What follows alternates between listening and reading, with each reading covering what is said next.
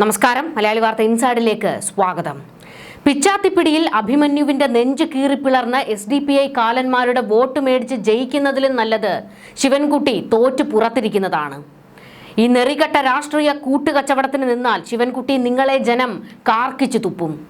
കൂട്ടത്തിൽ ഒരുത്തനെ കൊന്നു തിന്നവന്മാരുടെ കൂടെ കൈകോർത്തിട്ടാണെങ്കിലും അധികാരം കിട്ടിയാൽ മതിയെന്നാണെങ്കിൽ കേരളം പറയും ആ SDPI പിശാചുക്കളെക്കാൾ നെറികെട്ടവന്മാർ നിങ്ങളാണെന്ന്.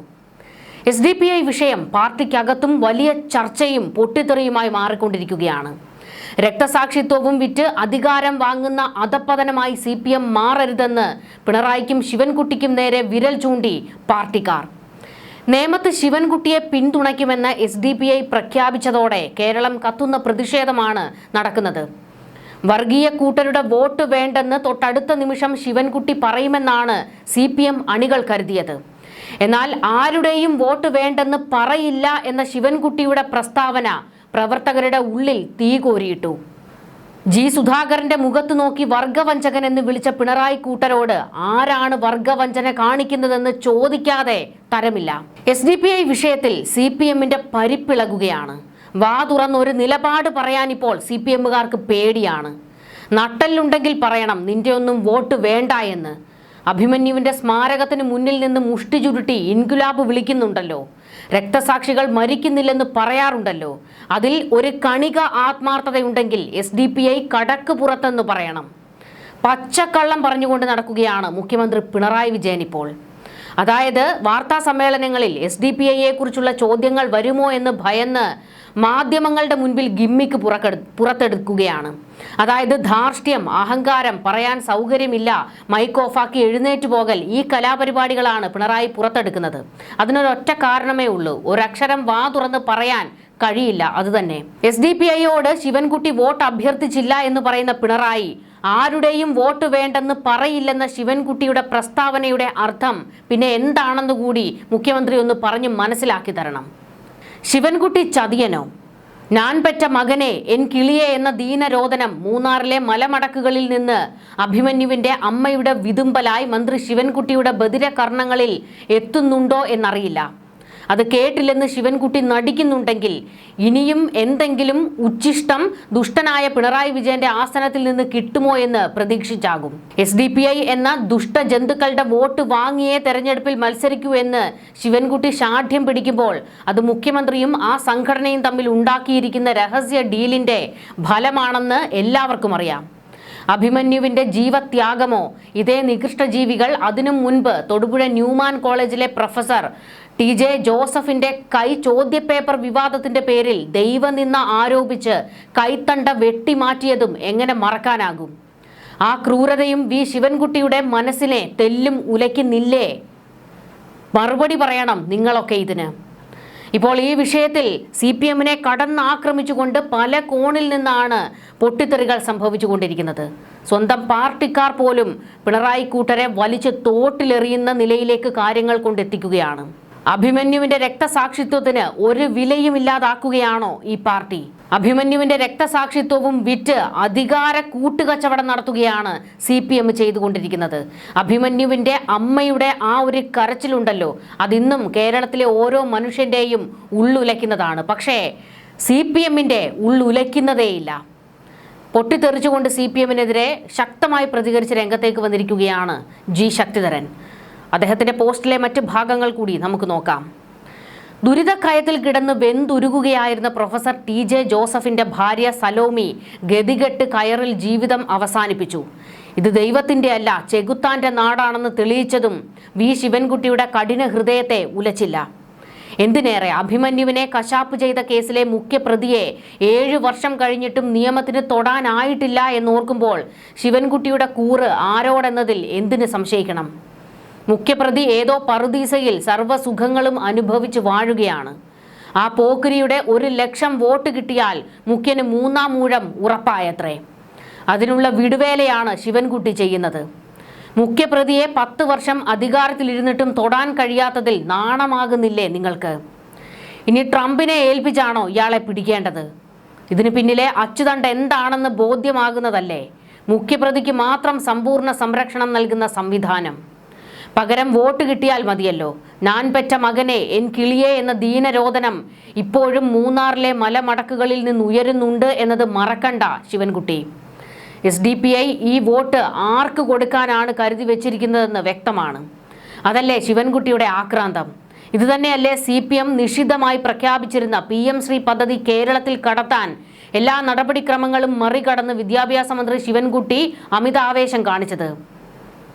പിണറായി വിജയന്റെ വിഴുപ്പ് മുഴുവൻ ചുമക്കുന്ന അനന്തപുരിയിലെ ഒരു ഓട്ടപ്പാട്ടയാണ് ഇന്ന് ഈ മന്ത്രി. നേതൃത്വത്തെ അണികൾ തിരുത്തണമെന്ന സിദ്ധാന്തം പയ്യന്നൂരിലാണ് ആദ്യം ഉടലെടുത്തത്. അതിന്റെ ഉപജ്ഞാതാവ് പ്രാദേശിക ജില്ലാ നേതാവായിരുന്ന V കുഞ്ഞികൃഷ്ണനായിരുന്നു. എന്താണ് ഈ സിദ്ധാന്തം എന്നത് തുടക്കത്തിൽ ആളുകൾക്ക് മനസ്സിലായിരുന്നില്ല.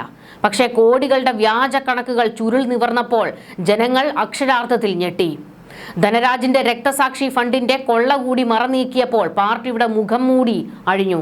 ഇന്നലെ V കുഞ്ഞികൃഷ്ണൻ അറ്റകൈ പ്രയോഗം തന്നെ നടത്തി. ഇനി നമുക്ക് V കുഞ്ഞികൃഷ്ണന്റെ ധീരതയെ വാഴ്ത്താം.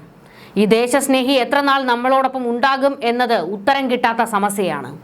SDPI വിവാദത്തിന്റെ പരിസമാപ്തി എവിടെ എത്തുമെന്ന് പറയാനാകില്ല. SDPIയുടെ നികൃഷ്ട ജീവികൾ കത്തിയുടെ മുൾമുന ആർക്ക് നേരെയാണ് ചൂണ്ടിയിരിക്കുന്നതെന്ന് വ്യക്തമല്ല. തൊടുപുഴ ന്യൂമാൻ കോളേജ് പ്രൊഫസർ ജോസഫിന്റെ കൈവെട്ടിയത് അത്ര വലിയ പാതകമായി കാണുന്നവരല്ല ഇന്നത്തെ വിദ്യാഭ്യാസ മന്ത്രി ശിവൻകുട്ടി.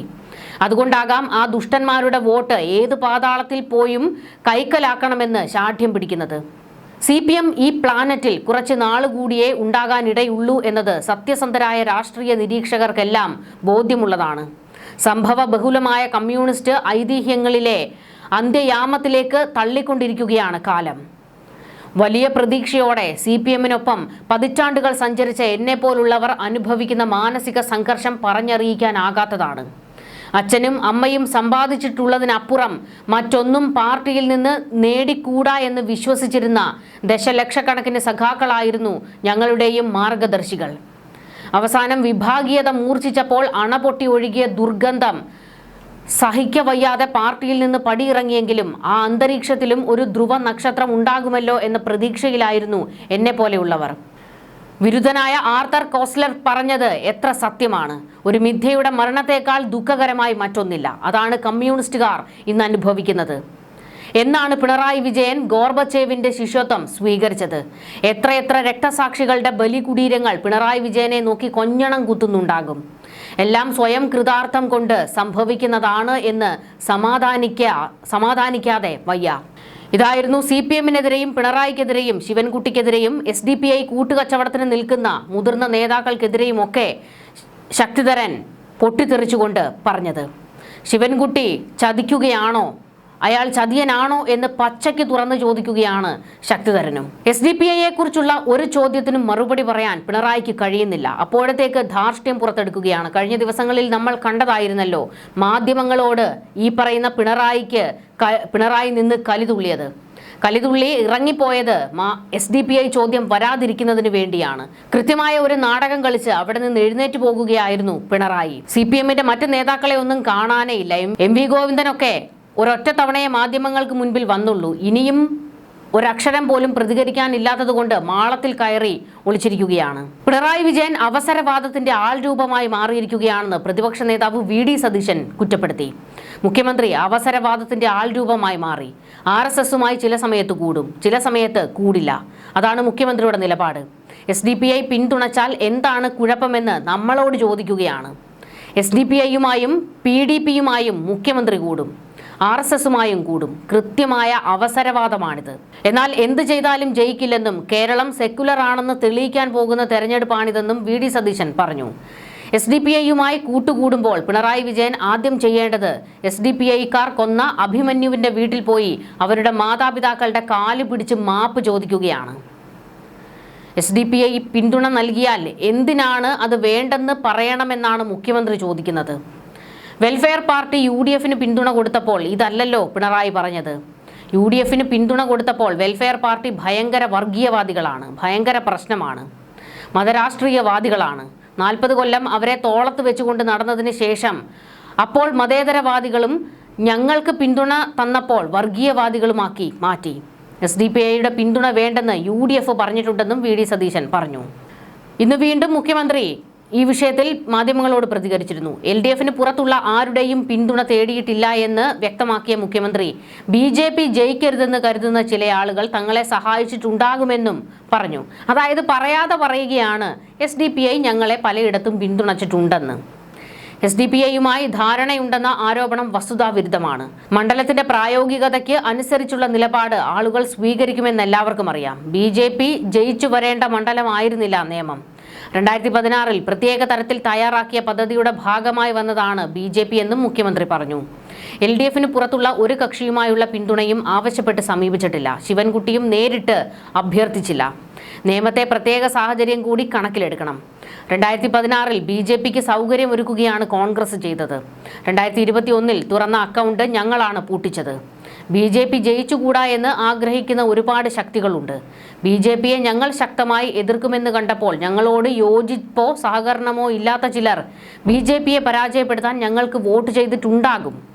BJP ജയിക്കരുതെന്ന് ആഗ്രഹിക്കുന്ന നിരവധി കക്ഷികൾ ഉണ്ടല്ലോ. രാഷ്ട്രീയമായി ഞങ്ങളോട് യോജിപ്പില്ലാത്ത സഹകരിക്കാത്ത ചില ആളുകൾ BJPയെ പരാജയപ്പെടുത്താൻ LDF ആണ് BJPയെ നേരിടാൻ ശരിയായ രീതിയിൽ മുന്നിട്ടിറങ്ങിയത് എന്ന് വരുമ്പോൾ സഹായിക്കാൻ തയ്യാറായിട്ടുണ്ടാകും. അത് ഏതെങ്കിലും സഹായത്തിൻ്റെയോ ധാരണയുടെയോ ഭാഗമല്ലെന്നും മുഖ്യമന്ത്രി പറഞ്ഞു. വിട്ടുവീഴ്ചയില്ലാതെ വർഗീയതയെ എതിർക്കുന്ന നിലപാടാണ് ഞങ്ങൾ സ്വീകരിക്കുന്നതെന്നും മുഖ്യമന്ത്രി കൂട്ടിച്ചേർത്തു. എന്തെല്ലാം തള്ളുകളാണോ പിണറായിയുടെ വായിൽ നിന്ന് വരുന്നത്. കേരളത്തിലെ പല പഞ്ചായത്തുകളും ഇവർ തോളിൽ കൈയിട്ട് ഭരിക്കുന്നത് SDPIക്കാരുടെ കൂടെയാണ്. എന്നിട്ടാണ് ഇമാതിരി വർത്തമാനങ്ങൾ പറയുന്നത്. വല്ലാത്ത തൊലികെട്ടിയെന്നല്ലാതെ ഇതിനെക്കുറിച്ചൊന്നും പ്രതികരിക്കാനില്ല. എന്തായാലും SDPI വോട്ട് കൊണ്ടാണ് നേമത്ത് ശിവൻകുട്ടി ജയിക്കാൻ പോകുന്നതെങ്കിൽ നിങ്ങൾ പച്ചയ്ക്ക് അഭിമന്യുവിനെയും ആ കുടുംബത്തെയും വഞ്ചിച്ചു എന്ന് കേരളം പറയും. ന്യൂസ് ഡെസ്ക് മലയാളി വാർത്ത ഇൻസൈഡ്.